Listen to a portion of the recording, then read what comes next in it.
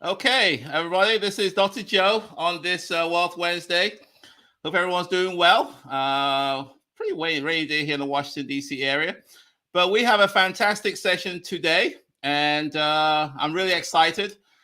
You know, in the month of August, we've been focused on landlord and issues. So today, we're going to talk about the tenant takeover. You are going to see three of my current tenants, and you're going to hear from them what great tenants are looking for. Okay, and just give you kind of some background. As you know, when I first started real estate investing, I was just winging it. I just bought a house. I didn't know what I was doing, and my first tenant was a tenant from hell, as you know, and it was very traumatic, very stressful. And the mindset I had was, look, I just wanted someone to come in my house, pay me the rent. I didn't want to hear them. I didn't want to see them. As long as they pay their rent, I'll be happy. That was my mindset when I first started here. I had no idea about tenant customer service or whatever. I just wanted my money, you know, and like probably a lot of landlords do. And then I stumbled upon many years later on a tenant who came to my house, and she was very different. She says, "Look, your house is not what I'm looking for because it doesn't have this, it doesn't have this. This is what I'm looking for, and you don't stack up against that." It kind of shocked me. So I spent, I was asking a lot of questions. I realized there's another group of tenants who are what I call tier one tenants. These are tenants who are looking for a nice house in a nice neighborhood and renting from a nice landlord. And I realized, look, if I can target these folks, if I can have a product that sort of appeals to them, then I'm probably going to have a better quality experience, a better experience in terms of not so much stress and so on. So I kind of reposition my business around that whole tier one tenant. So today, I thought I'd bring in, because people want to know, well, who are you these tenants that you're talking about, Dr. Joe? I don't believe you. You're making all this stuff up. All your tenants are not what you're saying they are. So what I wanted to do is to bring them on and see, so you can see for yourself. And we're going to have a lot of good comments, discussion, dialogue, conversation. And hopefully you'll be enlightened about the tenant experience, what good tenants are looking for. And hopefully it'll help you to become a better investor and also to become just a better person overall. So with that said and done, I'm going to bring in my guests. There's three of them. So hopefully we can get them on the panel. 1, 2, 3. There we go. There we go. So we have the A team here. We have the A team here. So as you can see, I have three tenants here. So probably before we get too far, I want each of them to just say a couple of words of who they are. And, so that way you can kind of get familiar with yourself and so on. So maybe we can start off with Shanita. Hello, my name is Shanita. I live in Washington, D.C. I'm a mother. I'm a grandmother. Some of my favorite hobbies: I like to shop. I like to decorate. That's about it. And I'm a full-time teleworker. Okay, Tina. Okay, Shanita, welcome. Lauren, do you want to go next? Sure. Hi, everyone. My name's Lauren. I am in the Tacoma Park, Maryland area, right outside of DC. I've been here for 5 years. I'm from Ohio. Go Bucks. And I recently graduated law school, took the bar, and I'm about to be a practicing attorney soon. Congratulations. Congratulations. Welcome, Lauren. Okay, Marquita. My name is Marquita. I'm from the Washington, D.C. area. I have 5 grown kids, 7 grandkids. I'm at home for now due to a lot of back surgeries. And I love doing baskets. That's my passion. I do baskets for all occasions, and that's what I do. And I love to read. Okay. I think. Okay, so now everyone knows each other. So the top right-hand corner, we have Miss Shanita. In the bottom right corner, we've got Lauren. And in the bottom left, we have Marquita. So I know Lauren indicated how long she's been with me. So let's talk about how long each of you have been with me. I know you didn't mention anything. Let me start off with Makita. How about that? Makita, how long have you been with me? I've been with Mr. Joe for a year. I probably bugged him for maybe 2, maybe more. I used to call him like weekly, every week. Do you have something? Do you have something? So, but I've been with him in his house for a year. I love it. I'm back where I grew up at. My mom is maybe about 4 blocks from me, one way going towards Target. My aunt is maybe 4 blocks in the other direction going towards 16th Street. And my grandmother is maybe about 10 minutes from me, the one who raised me. So I'm happy. First time in a long time being satisfied, like in a house. I like to make my house a home and be peaceful. So Okay. I bugged them for a long time. Yeah, I'll get to that story in a second. Lauren, how long have you? I think you indicated you've been with me. What, 5 years? I think you said. 5 years, and I forgot to mention I have 4 kids. Okay. But 5 years I've been here. Okay, so Laura, and then we have Shanita. Shanita, you didn't mention how long you've been with me. Oh, yeah. I'm the longest one, 25 years. 25 years. So We're trying to be like you. yeah, it's been wonderful. I'm in an area that I'm very familiar with. I like my location. I like my yeah, it's Yeah. it's very enjoyable. So let's kind of, okay. So each of them have been with me a little while, and and so on. So I want to kind of I know 2 of the tenants here, Marquita and Shanita. I mean, I'll just say it out here. When you hear the word Section 8 tenant, let's just put it out there. Let's just get to it, okay? What are, do you think, the stereotype images that people think about when they hear the word? Should they rent to a Section 8 tenant? Okay, what do you think the images come to their head, and what's your response to that? It's run for me. A lot of landlords don't want to deal with Section 8 because some Section 8 tenants tear their houses up. They destroy their homes, and I think they think about running. I'm not. I would rather just take my chance and going with somebody who's going to pay me regular rent and I just won't get paid, opposed to dealing with someone who's in Section 8. What do you think about Shanita? What's your take on that? When you hear the word Section 8 tenant, what do you think? Not what you think, but what do you think other people think? That's probably a better word. They look at it as different.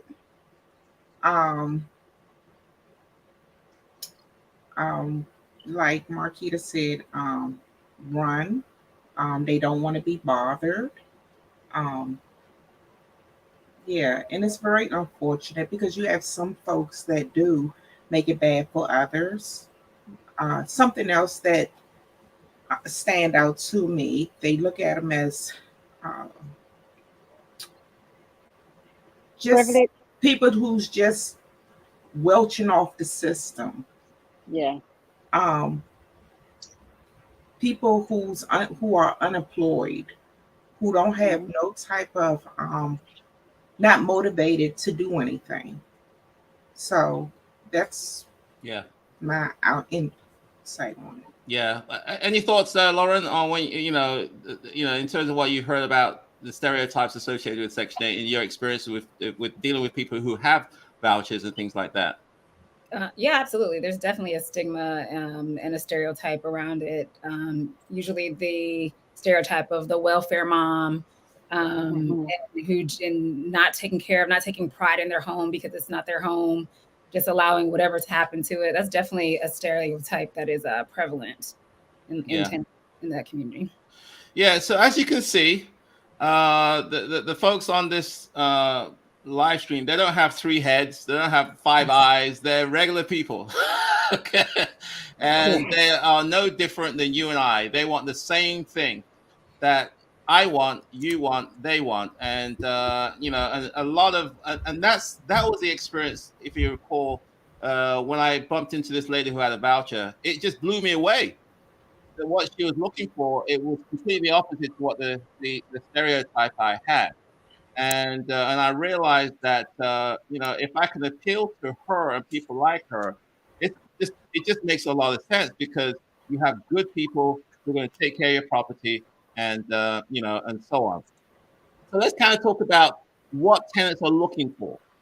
Okay, generally, what do you think you want to educate the people on the live stream? What are tenants looking for? Can you kind of talk about your perspective? What were you looking for, Marquita, in a home before you found mine? What were you looking for?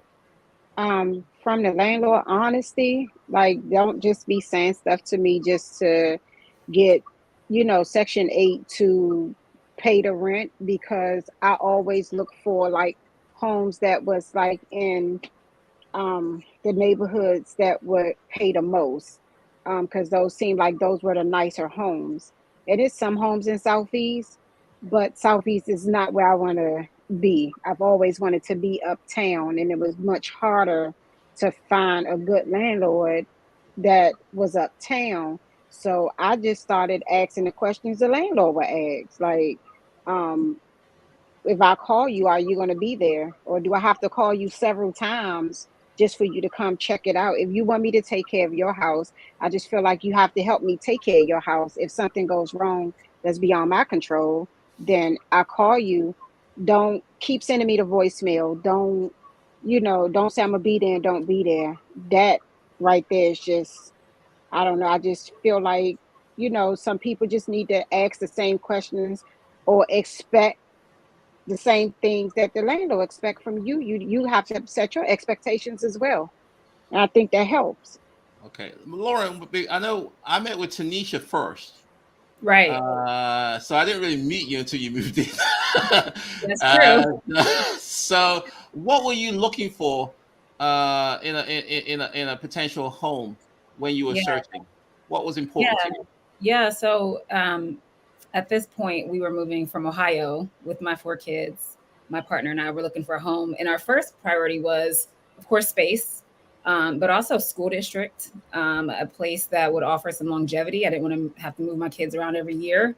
A place that offers stability, a neighborhood where there were other families with kids, our kids' age.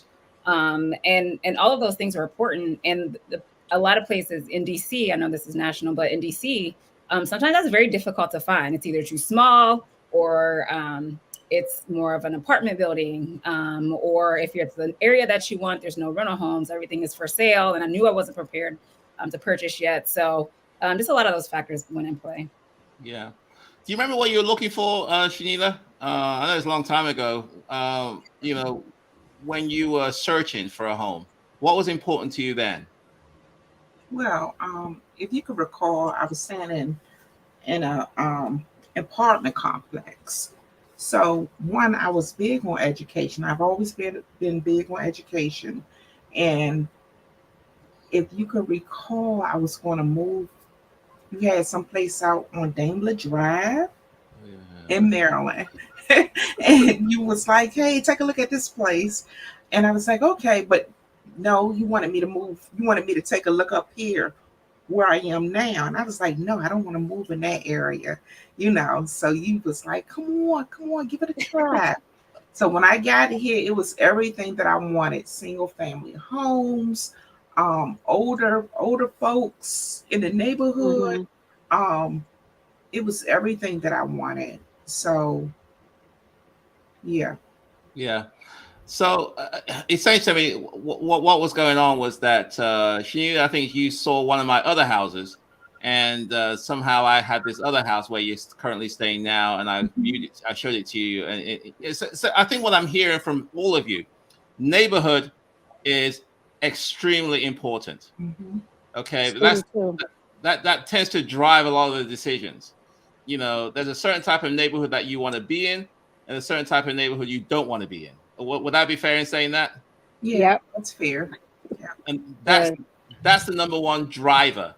Then it sounds like other things come important, which are local amenities, where it could be the schools, proximity to schools, maybe proximity to transportation, recreation, somewhere to play if you got kids and things like that, and shops and things like that. These are important amenities that you feel are important to you as you are looking for a property. Is there anything else I missed on that one?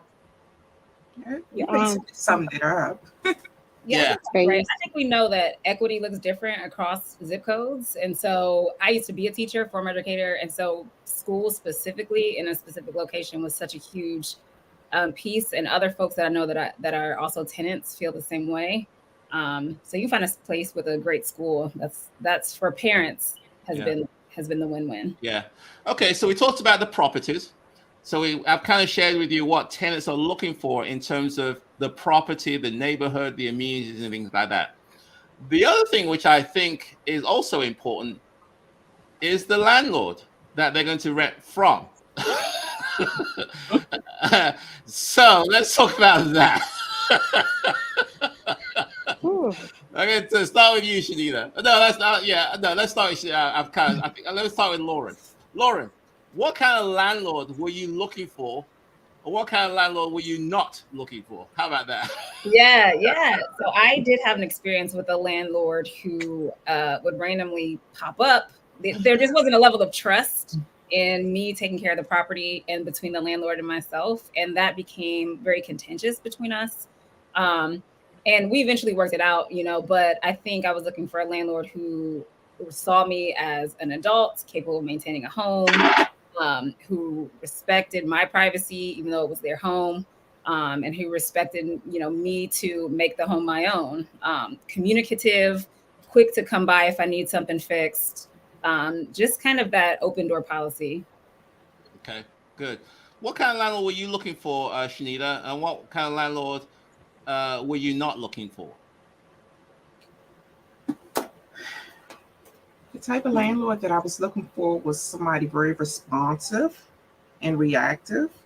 If I call, you'll respond right away and not, like Lauren says, send you the voicemail, or somebody that, that sums it up right there. Somebody just very responsive and proactive. Okay. So. Okay, good. Anything you want to add to what they said, Marquita? No, they summed it up. Like, some landlords expect you to take care of their home and make sure it's top notch, but they don't want to come fix nothing in it. When it's beyond your control, and then they tell you to get renter's insurance, but they still don't want to do their part, and they are responsible for doing. So responsive, yeah. I hate being sent a voicemail or not being answered when I know it's something that can potentially damage your home. Okay. So let's do this then. You've told me what kind of properties you want, where you want to live, the type of amenity. You told me about the landlords you want to rent from, the landlords you don't want to rent from. How hard is it to find all those things? And how long did it take you to find something? Is it hard to find places that you just described, or is it relatively easy? Starting for you, Shanita. It's not that hard. I don't think it's that hard. Because you know what, I was just looking around a few months ago. So yeah. Yeah. Okay, I'm gonna get to Don't look at it as a negative. I just want to see, I'm gonna get to that one in a second, Shanita.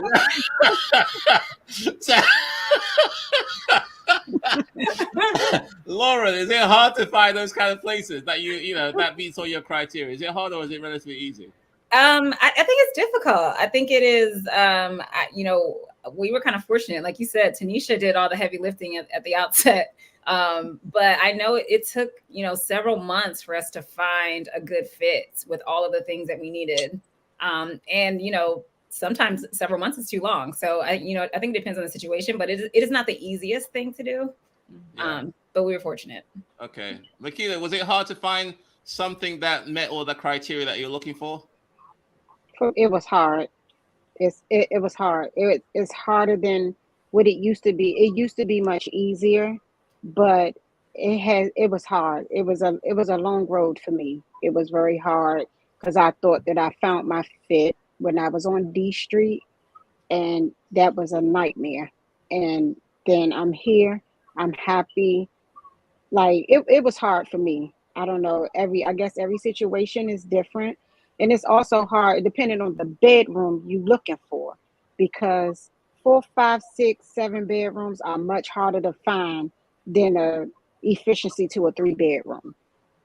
And in a good spot with a great landlord. So it was hard for me. So I wouldn't, if I don't have to move no time soon, I promise you I'm not planning on. Okay. And it's a lot. It's a lot to deal with. Okay. I'm going to go through a dirty little secret with Shanita. How about that? Okay, Shanita, you kind of gave some cues.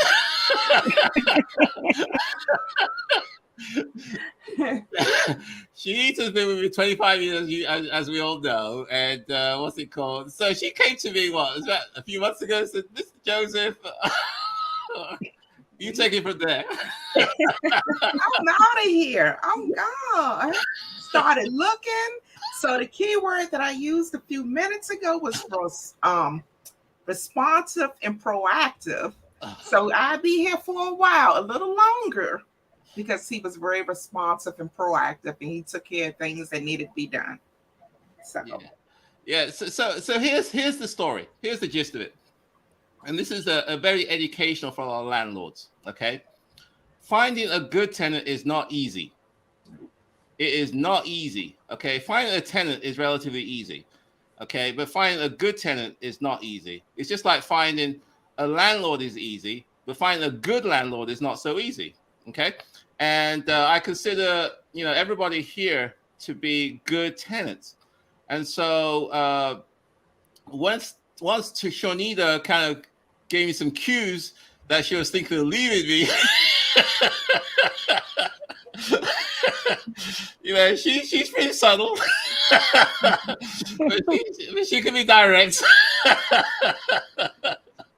She kind of planted some seeds that she was leaving me, and obviously I didn't want her to go. And so we had a conversation about what would it take to keep her here. Okay. And that's my thing. I wanted to keep her here. I didn't want her to leave. Okay. And to me, it's not just an income from her. She was just a good person. I know her. I know her family. I know she's part of the community. And deep down, I felt that she really didn't want to go. But certain circumstances was causing her to go. Okay. So we had a long discussion about what it would take for her to stay. And we agreed on what it's going to take, and I did what we talked about, and so on. So the lesson is that it's almost like if you're an employer, if you have a good employee, it's hard to find good employees. So if you can keep them, it just works out a lot cheaper. So that was my education, was that, and I say that to a lot of landlords here. If you got good tenants, you do what you got to do to keep them, because finding another one. Yeah, you could get somebody else, but they may not be as good as the previous one before. And so that was the major lesson that I got through. And I do that for all my tenants. So I don't want to hear Lauren and Makita leaving any ties too, okay? Don't talk to Nisha, okay? Because I don't want you to... I still have a little while, I'm not having any more children, but I still have a little while before anything happens. So I'm good. I'm great. I'm staying put. Okay. I just, it's a lot. Okay, so let's talk about the screening process. Okay. And the screening process is the process that you went through before you were accepted into my house. Okay. I know Marquita is probably fresh in her mind what she had to go through. Probably a bit more for you, Lauren, and probably a lot less for Shanita. Let's talk about the screening process, what you had to go through in order to get the property. Let's start off with when you first came to the property and what your initial thoughts were. and then we'll get to what you had to go through to actually get the house. So let's start with you, Makita. What's your initial thoughts when you came to the house? That this house reminded me of my grandmother's house, the house that I grew up in. It's older, but it's up to date, and it's nice. It's big enough for me and my family. And it was just really nice. It was just, I fell in love with it when I came through the front door. Like, I was amazed. And I was like, this is the location. The only thing I hate about it is the parking. Whew. But we worked that out. But it's just, other than that, it was what I was looking for. Let me say that. And it was the backyard, everything is just nice, spacious, and it's comfortable. Okay, so let's talk And for my kids to say they don't want to leave, they like, we're not going nowhere. I said, well, neither am I. So yeah, it's nice. Okay, so you came to the house, you liked it, you filled in an application, and what happened then in all the screening process, you remember? So we filled out the application, and then I think the next step was you came to my house where I was staying at the time, and you walked around. You did a walkthrough of my house. Then we sat at the table. I think I had to do something. I think I was cooking on that day, or somebody was cooking. I think I had my grandson. He was running back and forth, but he came to my house, went through the house, and I think we finished the paperwork at that time. And then you told me you would call me and let me know if we got the house or not. And then when you said, no, you did that at the house. You said you want the good news or the bad news. That's what you said.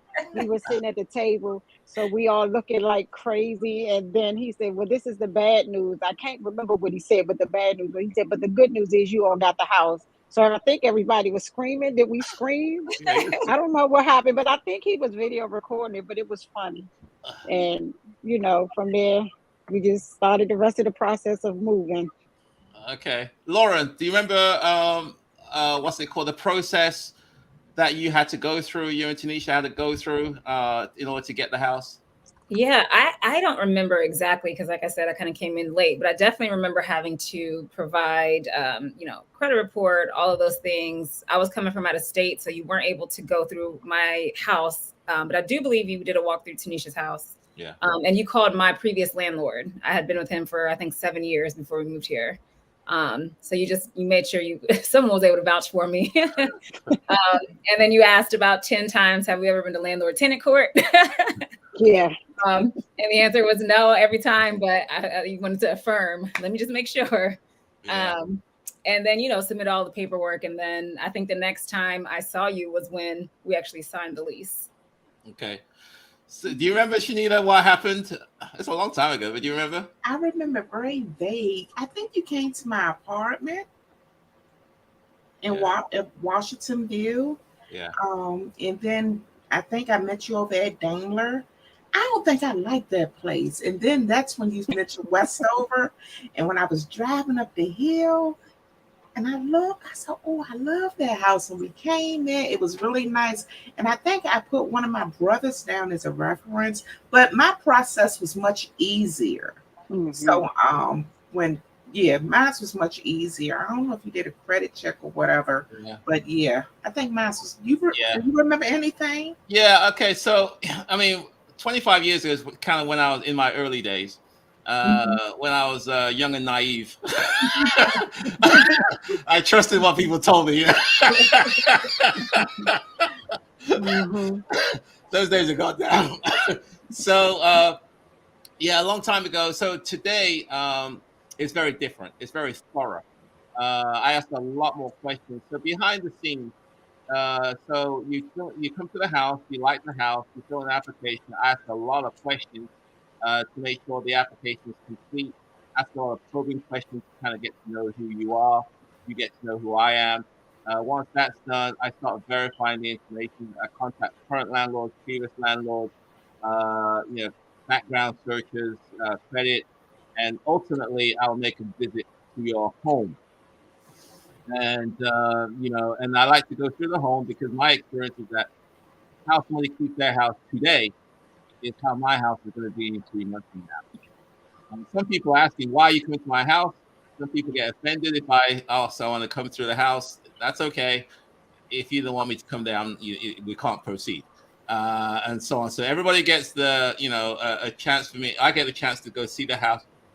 And then nowadays, I do what I said to Marquita. Once I make a decision, I announce it to the family. Do you want the bad news first or do you want the good news first?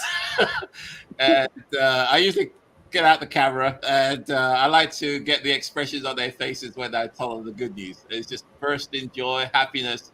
And it's a really, really nice feeling for me, that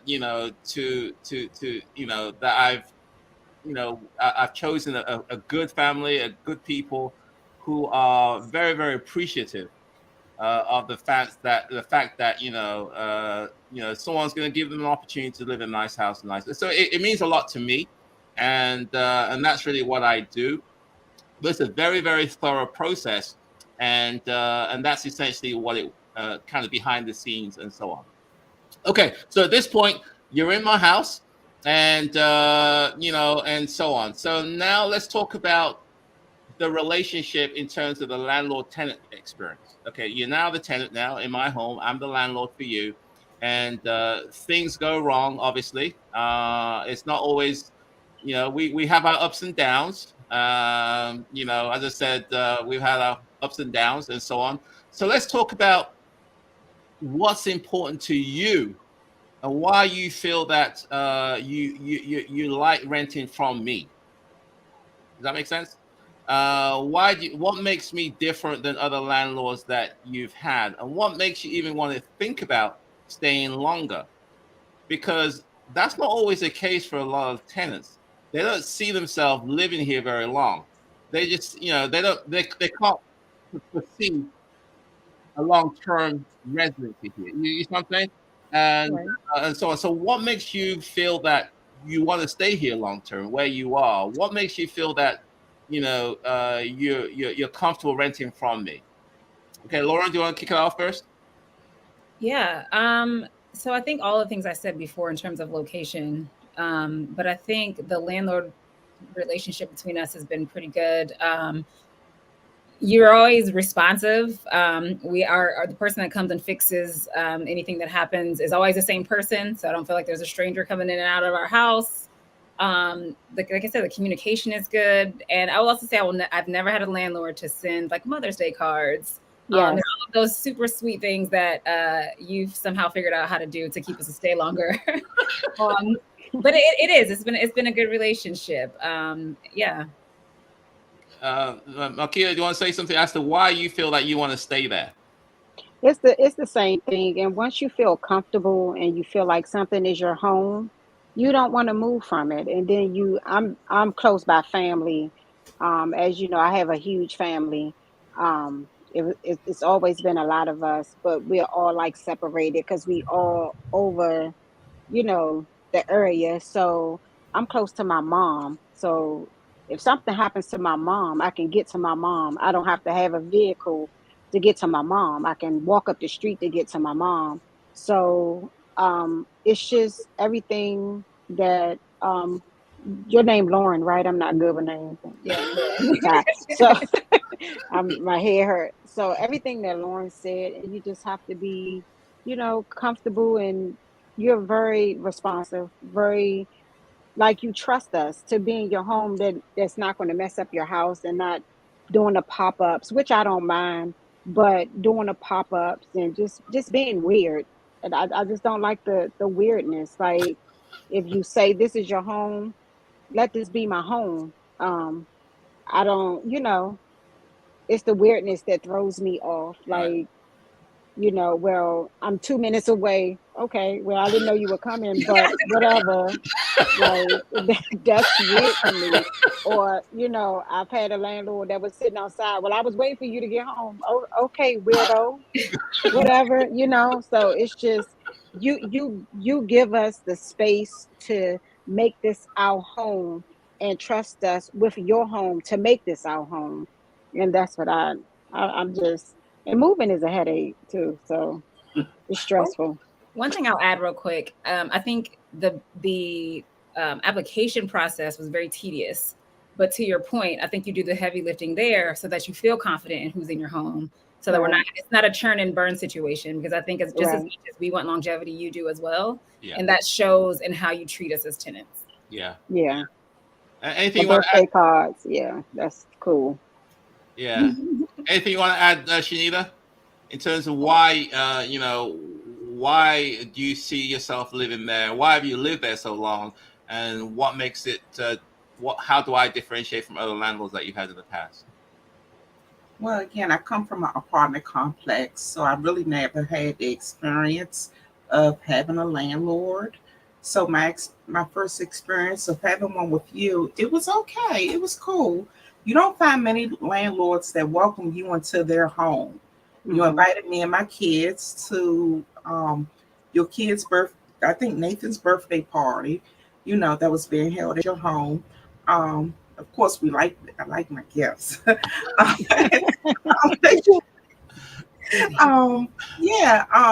And we just have a good relationship. We just have a good relationship. Yeah. Very understanding. Respectful. Very respectful.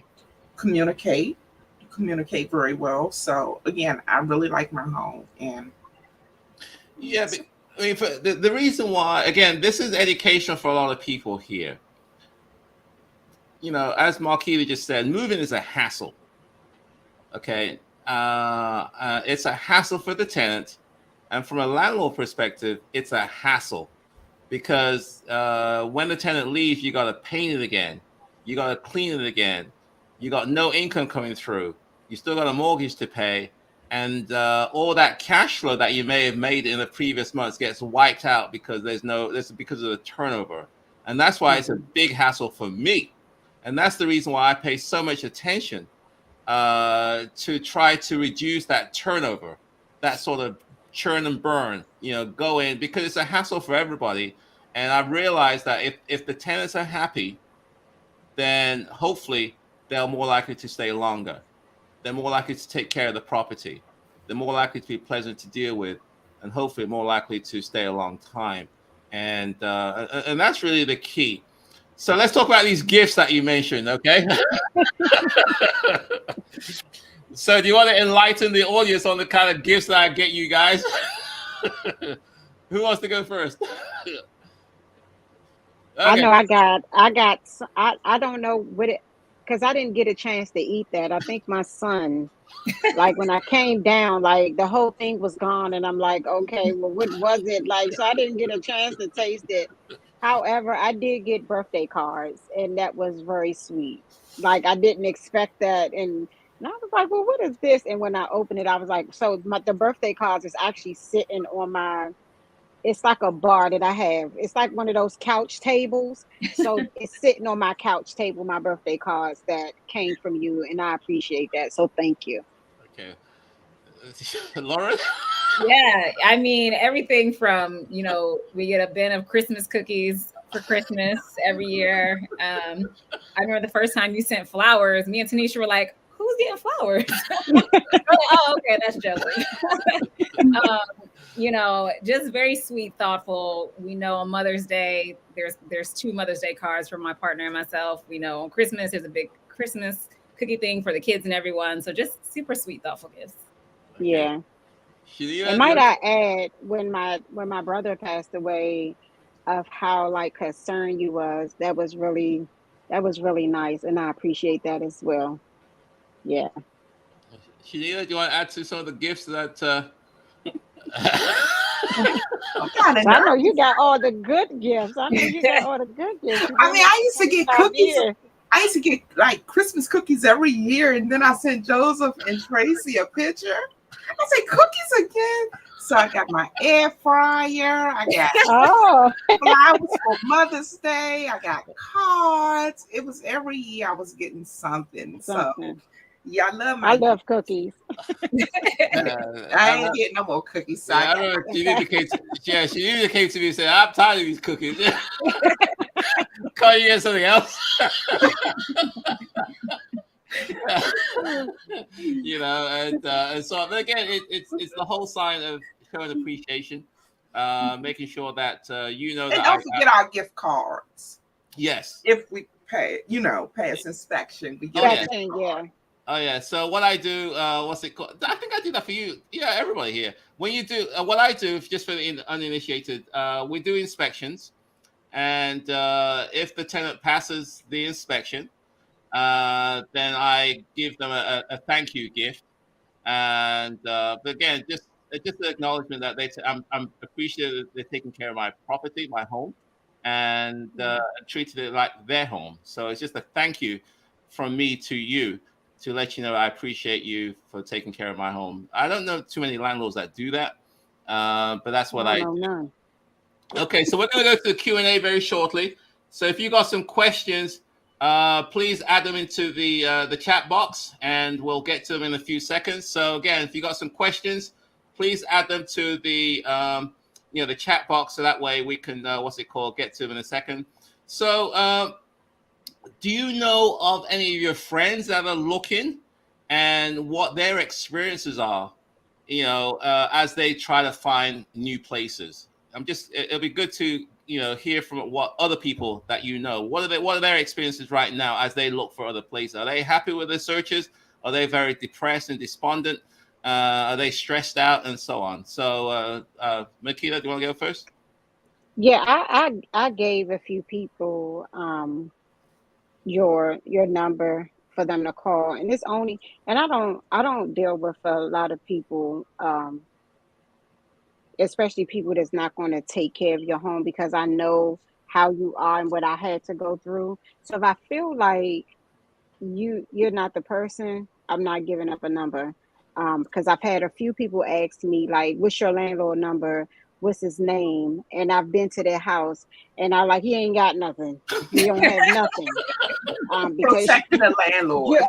You would not put my name on that and say, well, Marquita sent you. I'm sorry, no thank you. And I've said it to my daughter. She was looking for a 3-bedroom, but she have so much stuff. I said, oh, he don't have nothing. No, ma'am. She's like, Mom, I know you know somebody. I don't. I'm sorry. So it's funny because I've said that to a few people, and then I have like maybe 3 other people. One of them is my cousin. I think she was looking for a 6-bedroom. I gave her your name and your number. And a friend, I gave your name and your number because I know she's very clean, and she's like have OCD really bad. So, and I've been to her house, and I was able to actually sit on her couch, and I think something was going to jump on me. So yeah, but it's difficult for them because I think my friend is moving from another state, and she was like, this is a headache. And I think my cousin, she's just moving from a bad landlord. So yeah. I'm not sure if she contacted you or not, but I'll check and see if she did. Okay. So, do you know anybody looking, Lauren, and what their experiences are in that process?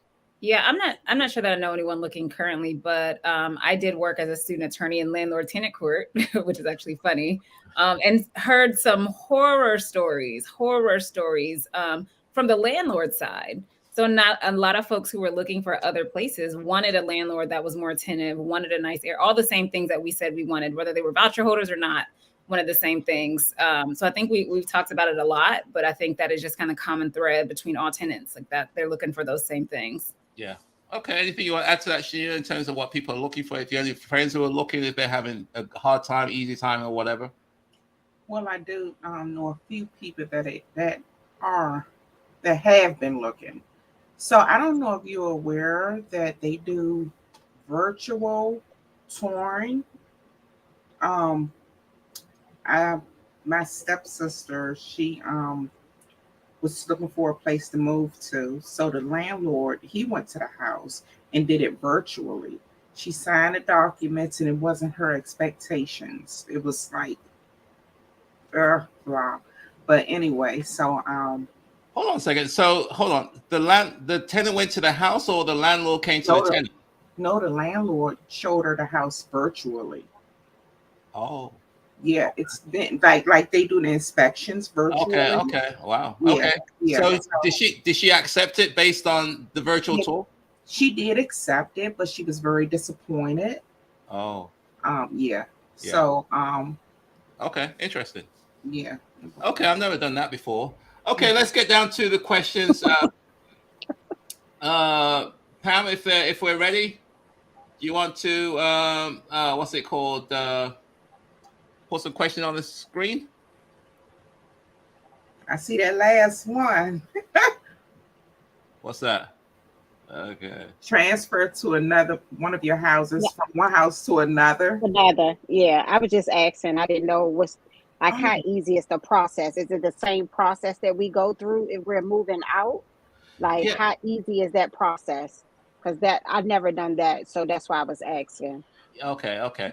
Yes. So the process for moving, which is kind of off topic a little bit, but essentially, you know, for a voucher hold, I mean, there's two types. You have the market renter, and then you have the voucher holder. So the market renter, all they do is just give a 30-day notice, and then they You sound muffled. Excuse me, Joseph. You sound muffled. Oh, can you hear me? Okay. Yeah, I can hear you better now. Okay, market and a voucher holder, because kind of two different scenarios. For a market renter, then obviously you have to give you a 30-day notice, and the landlord will then, you know, process that, and then you do a walkout, and then you return the keys and so on. For a voucher holder, it's a bit more complicated. You know, you have to you still have to give a 30-day notice, but there's a process you have to go through in terms of you know, the tenant finding another place, in terms of getting the inspections done through the housing authority, going through the paperwork with the housing authority. It's a bit more cumbersome, a little bit more time consuming, but you know, people do it all the time. And I'm talking about like transferring between your homes. So say for instance, like now I have a 5-bedroom, right? And just some strange odd reason, because you know my situation. If I have to go down to a 4-bedroom, and if you have a 4-bedroom available, like how easy would that be? Not transferring out to another home, because I just like don't ever want to leave you as a landlord. No, thank you. I'm good where I'm at. So I was just asking. Okay, I follow you. Yes, every now and then. In fact, what's it called? You know, every now and then one of my tenants do leave.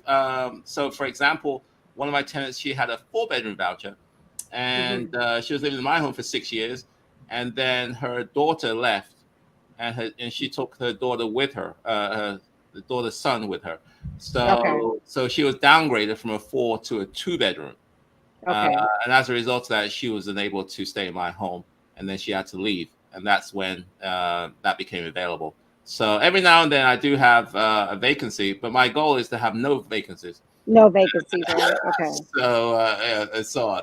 So let's just keep on going. It looks like if you got some questions, please put them in the chat room, and we'll have them answered for you. I mean, it's not very often you get a chance to speak to some tenants. It's not very often that you get a chance to hear a tenant experience, what works for them, what doesn't work for them, what they're looking for, and so on. So please take advantage of this opportunity, because it's not every day that you get this chance. Okay, let's just keep on moving on then. If you had to do it all again, okay, what were some of the lessons learned as a tenant from, you know, your younger days to what would you tell your younger self?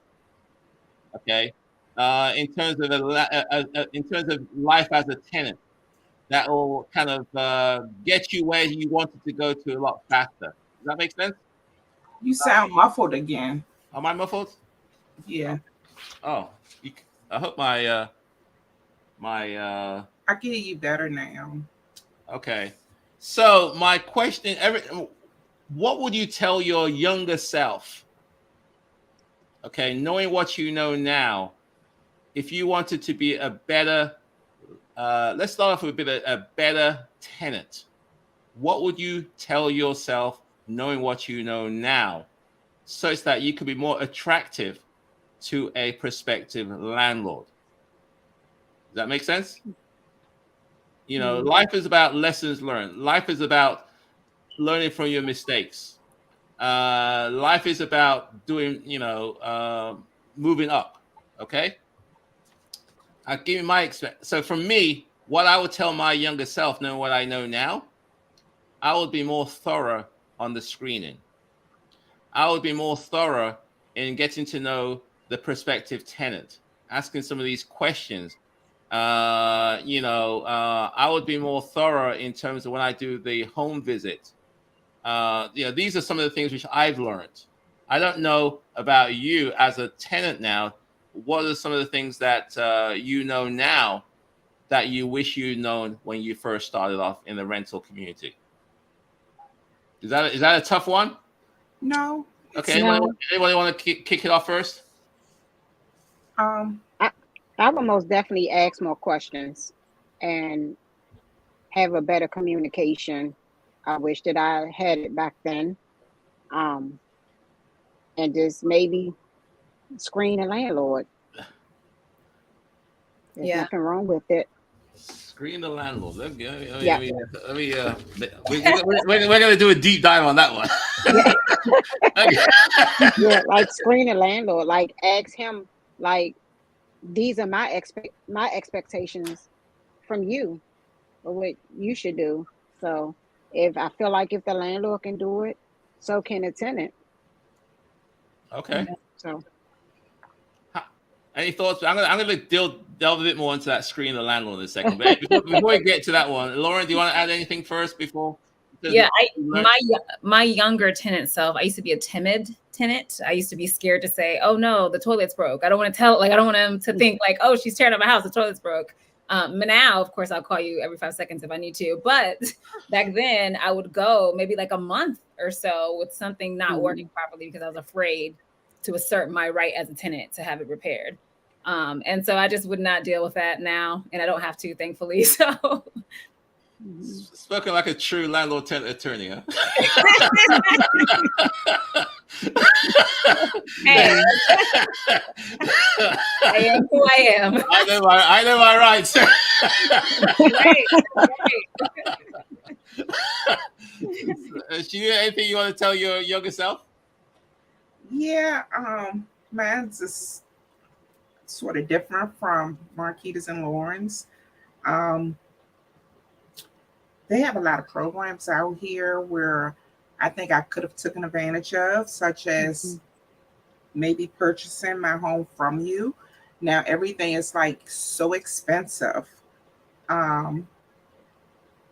If I would have just listened more, because we communicated a lot, and you kind of put me in positions where I could have excelled.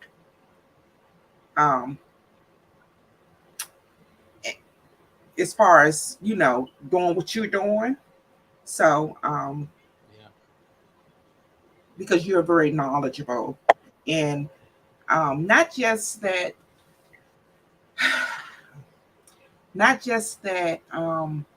it's more to it than just being in your home, Joseph. Me being a mother for I was very into education when it came to my kids. Oh, he could do that. Oh, we could do that. Or my neighbor's doing that, so we could do that. They travel a lot. Or they could, I look at it like that. The picture is much bigger than what we're talking about. All my kids went to extremely nice schools. All 4 of them went to college. All 5 of us was in college at one time. Some of us had pretty good jobs. And so when you look at that, you are part of society of what people don't give you credit for as being someone with a Section 8 certificate. And like we said in the beginning, a lot of people are frowned upon. So I hold my head up high because you have no more than what I have. I hold my head up high because you will be surprised of just many things, period. Yeah. So that's why I say the picture is much bigger. Yeah. So I was speaking to one of my tenants a few months ago, and she was sharing with me that because she moved into one of my houses in the neighborhood, 2 of her kids got a full ride to go to college. And she said that would not have happened where she lived before, because just the environment was different. The neighbors were different. The schools were different. And just by being in a better area, their outlook has changed. And just being around other people who also try to excel, it forced them to excel. You know, and it's a nice experience when you hear that from a tenant.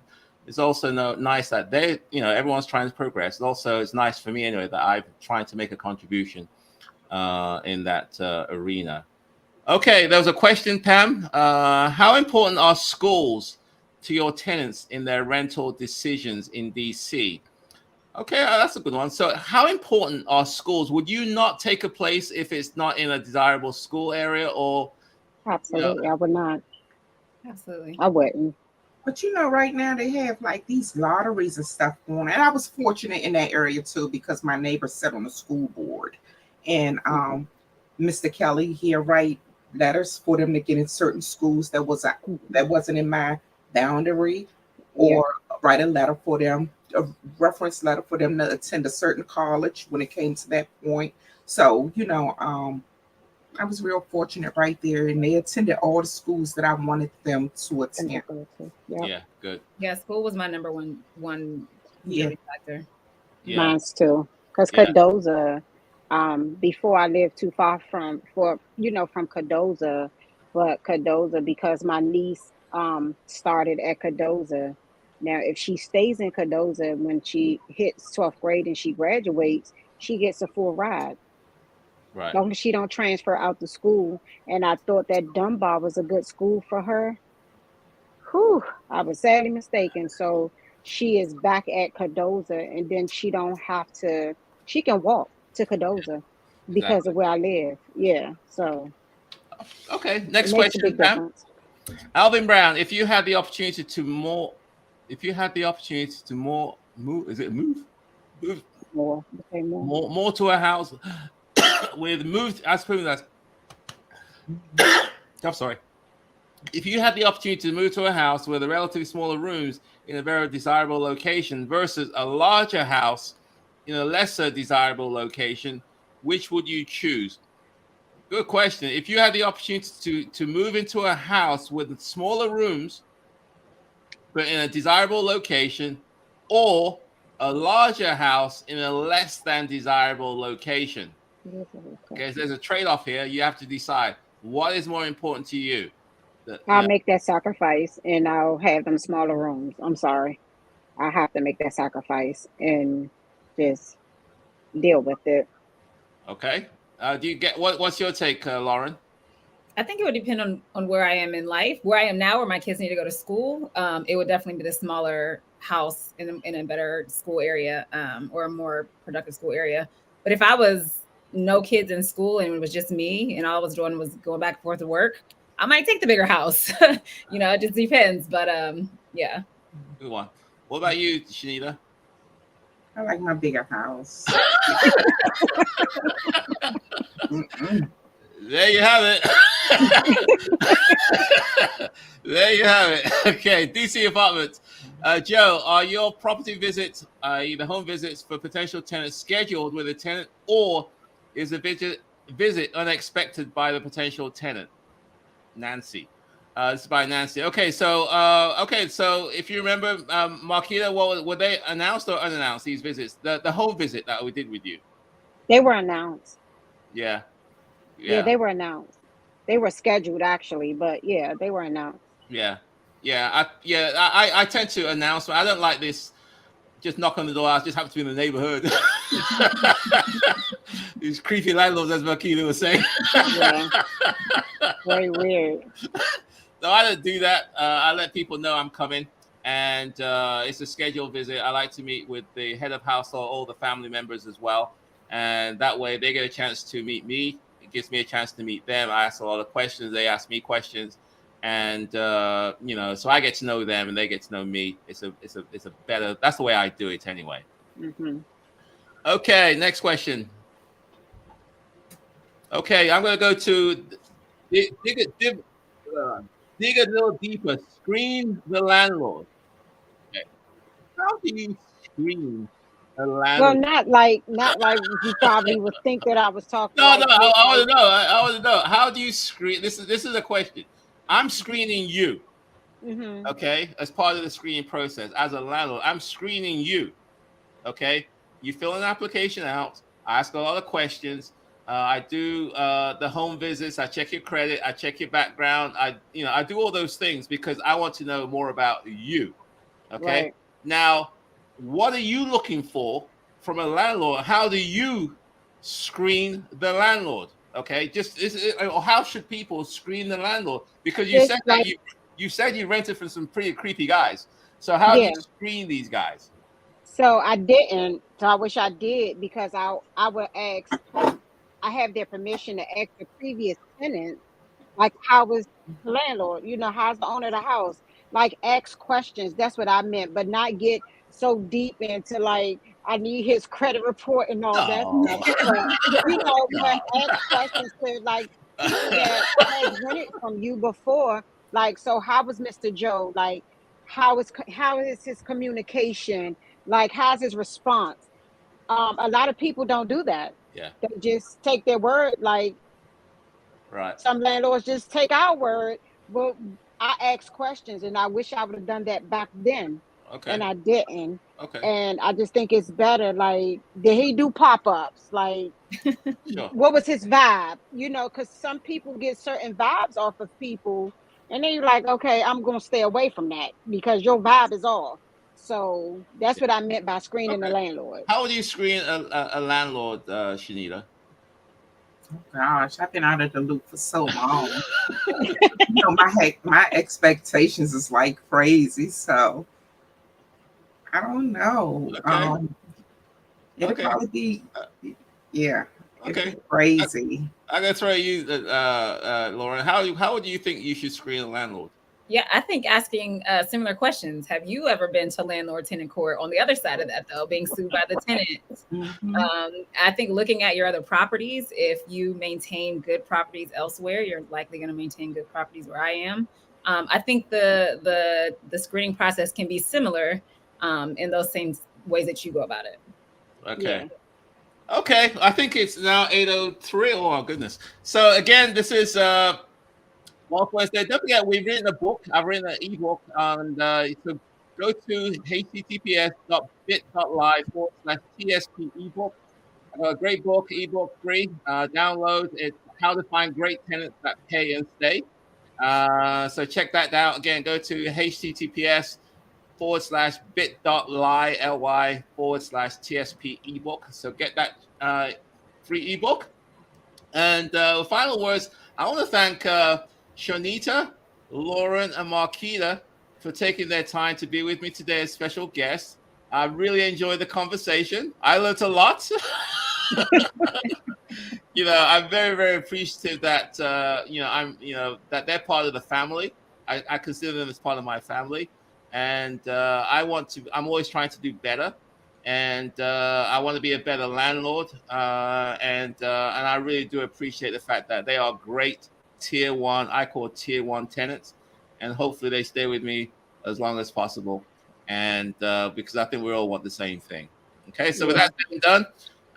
Thanks everybody for being a part of this broadcast. Again, you can download the free ebook and how to find great tenants that pay and stay, bit.ly/TSB ebook. Check it out. Thank you very much, guys. So I'll see you guys Thank next you. Wednesday. Nice meeting you. Good Take care, night. guys. Yes, Okay. now. Stay on, guys.